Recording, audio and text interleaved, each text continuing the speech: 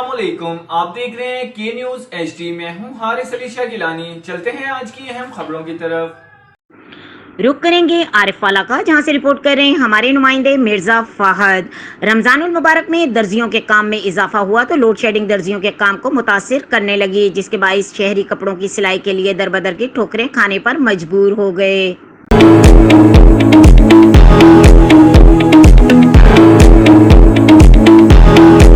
रमजानुल मुबारक का दूसरा अशरा, नए कपड़ों की सिलाई के लिए दर्जियों के पास रश।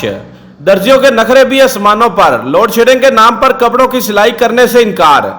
आरिफवाला के शहरी कहते हैं ईद की खुशियां मनाने के लिए नए मलबूसात भी जरूरी हैं, लेकिन मौजूदा लोड शेडिंग ने कपड़ों की सिलवाई करवाना भी मुश्किल बना दिया है। ईद उल फितर पर नए कपड़े और जूते लेना बहुत जरूरी है, लेकिन लोड शेडिंग ने अब कपड़ों की सिलाई करवाना भी बहुत मुश्किल कर दिया है। मैपको की जानिब से कई घंटे लोड शेडिंग ने हर काम को मुतासर किया हुआ है। एक तरफ शहरी नए कपड़ों की सिलाई के ख्वाहिशमंद हैं, दूसरी जानब दर्जियों ने काम में रुकावट गैर एलानिया लोड शेडिंग को करार दे दिया है।